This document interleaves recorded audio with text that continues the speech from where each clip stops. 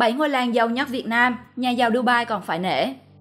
Xin chào các bạn đã quay trở lại với kênh Thế giới hôm nay. Nói đến làng, chúng ta thường nghĩ đến những vùng quê nông thôn yên bình với đồng ruộng, cánh cò, những mái nhà tranh và đời sống người dân thì còn nghèo nàn lạc hậu. Tuy nhiên, có một số ít ngôi làng sẽ làm bạn choáng ngợp đến mức không thể tin nổi sự hiện đại và hào nhoáng của những căn biệt thự tựa như lâu đài.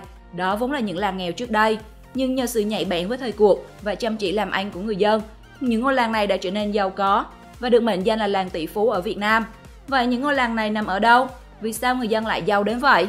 Tất cả thắc mắc của các bạn sẽ được trả lời trong video 7 ngôi làng giàu nhất Việt Nam, nhà giàu Dubai còn phải nể. Mời các bạn cùng đón xem.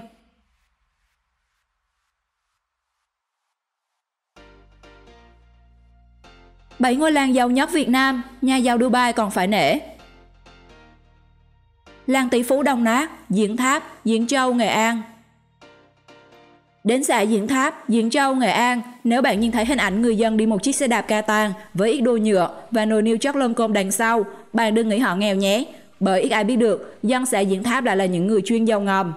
Bằng việc sang Lào để mua phế liệu với giá vô cùng rẻ, sau đó tái chế và bán lại với giá cao hơn. Khi làm ăn được, họ bắt đầu đua nhau xây nhà tầng, biệt thự và chỉ trong một thời gian ngắn, nhà cao cửa rộng mọc đầy dọc theo tuyến đường của trung tâm xã. Hiện nơi đây có hàng trăm hộ giàu sở hữu những nhà lầu xe hơi, trong đó nhiều hộ xây biệt thự cao cấp và mua cả ô tô hàng sang giá hàng tỷ đồng. Nhiều người còn mở đại lý riêng, thu nhập xoàng xoàng, cũng hàng trăm triệu mỗi tháng. Cực sốc đúng không nào? Làng tỷ phú thịt lợn, Miên Thượng ở xã Hoa Sơn, huyện Ứng Hòa, Hà Nội.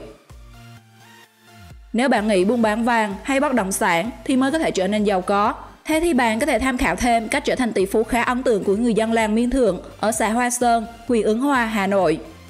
Vốn là một làng quê nghèo nàn, ăn không đủ no, giờ đã đổi đời thành một ngôi làng tỷ phú nhờ buôn bán thịt lợn. Ngoài việc xây được biệt thự ở làng, họ còn có cơ ngơi riêng và nhà cao cửa rộng ở trên phố.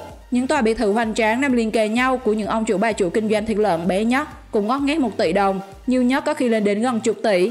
Người làng Miên Thượng ngày nay không còn thiết tha với đồng ruộng mà thay vào đó là những buổi chợ kiếm tiền triệu mỗi ngày. Đến đây bạn sẽ thấy người người buôn thịt lợn, nhà nhà buôn thịt lợn.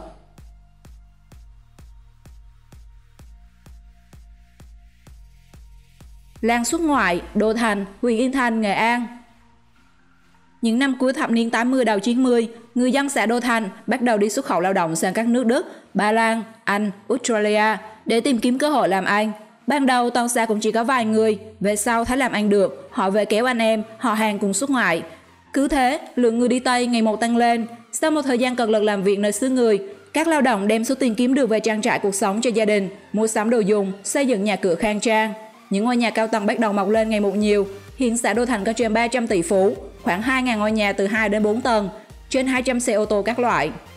Giờ về Đô Thành, nếu nhìn biệt thự tiền tỷ, xe hơi hạng sang mà bạn thốt lên ngạc nhiên thì quả là xưa như trời đất. Làng tỷ phú Đồng Kỵ. Làng Đồng Kỵ thuộc xã Đồng Quang, huyện Từ Sơn, tỉnh Bắc Ninh. Nó nổi tiếng khắp nơi về chuyên sản xuất đồ gỗ mỹ nghệ. Trước đây chỉ có quy mô nhỏ thì giờ đây đã phát triển thành một phường nghề sầm uất nhất ở Từ Sơn. Nhờ vào phát triển đồ gỗ mỹ nghệ mà đã làm cho ngôi làng này thay da đổi thịt hẳn ra so với thời kỳ trước đây phải chạy ăn từng bữa. Đồ gỗ mỹ nghệ của Đồng Kỵ không những nổi tiếng trong nước mà còn được xuất khẩu sang các nước khu vực ASEAN và một số nước thuộc Liên minh châu Âu EU. Trong làng có khoảng 500 hộ làm nghề buôn bán lớn từ hàng chục đến hàng trăm tỷ trở lên.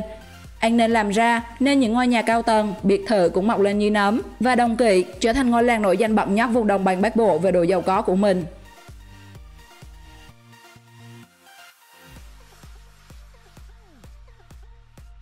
Làng Mẹo, ngôi làng giàu nhất Thái Bình. Giữa một vùng quê thuần nông của xã Thái Phương, huyện Hưng Hà, tỉnh Thái Bình, làng Mẹo nổi bật với những biệt thự nguy nga, lộng lẫy như cung điện, những lăng mộ hoành tráng. Vào làng Mẹo, bạn sẽ có cảm giác cứ ngỡ lạc vào một khu công nghiệp hiện đại, giàu có. Chiều đến, khung cảnh làng Mẹo tấp nập, xe tải, container nối đuôi nhau ra vào làng, công nhân tăng ca đông như chảy hội. Làng Mẹo có gần 5.000 nhân khẩu mà lại chỉ có hơn 100 hectare đất nông nghiệp, nhà nọ sát vách nhà kia, vườn tược không có mấy, nhưng lại có đến hơn 100 tỷ phú, sở hữu những doanh nghiệp trị giá ít thì vài tỷ, nhiều thì cả ngàn tỷ đồng. Mỗi năm, làng lại có vài người ghi tên mình vào danh sách tỷ phú mới trong các lĩnh vực sản xuất, kinh doanh các mặt hàng như bia rượu, xây dựng, thủy điện, vận tải, v.v.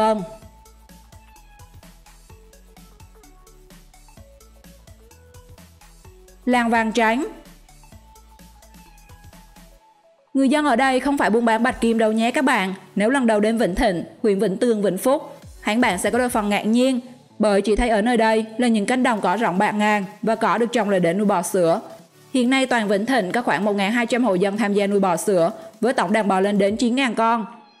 Mỗi tháng, người dân thu lại từ việc bán sữa bò ít nhất cả chục triệu đồng. Tuy nhiên, con số này vẫn chẳng là gì, bởi có hộ thậm chí thu hàng trăm triệu mỗi tháng là chuyện bình thường. Còn bò sữa đã giúp người dân nơi đây thật sự đổi đời. Rất nhiều gia đình trở thành tỷ phú, triệu phú, nhà nào cũng xây 3 tầng to như biệt thự, đầy đủ tiện nghi, ô tô đậu khắp làng. Đó là lý do vì sao người ta gọi Vĩnh Thịnh là làng vàng trắng đó các bạn. Làng tỷ phú Nam Định, Hải Minh, huyện Hải Hậu, Nam Định. Nếu như ở Diễn Tháp, hầu hết các tỷ phú đều nhờ nghề buôn bán đồng nát bên Lào, thì ở xã Hải Minh, huyện Hải Hậu, Nam Định, người dân lại làm giàu nhờ việc buôn đồng nát quý tộc. Nghĩa là họ không phải thu gom sắt vụn, lông gà, lông vịt, mà chỉ mua những vật dụng đã cũ, hỏng của những nhà giàu thời xưa, hay những gia đình không biết giá trị của những vật dụng cũ trong nhà, mua rẻ bán đắt, cuộc sống của họ dần thay đổi. Những ngôi biệt thự mọc lên san sát nhau, những nhà hàng, cửa hàng nườm nượp khách. Theo tổng kết của người dân nơi đây, cả xã Hải Minh có gần 100 tỷ phú chuyên nghề đồng nát. Đồng thời, 100 tỷ phú đó cũng là 100 tay chơi đồ cổ nổi tiếng Nam Định. Họ còn là những đầu mối thu mua hoặc rao bán những món đồ cổ mà bất kỳ dân chơi đồ cổ nào cũng phải ao ước.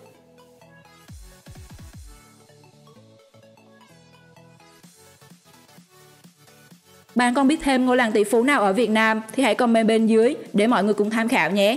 Hãy like và share video để cho mọi người cùng xem. Và đừng quên follow kênh bởi bạn sẽ được cập nhật và được xem những video mới nhất của thế giới hôm nay. Xin chào và hẹn gặp lại!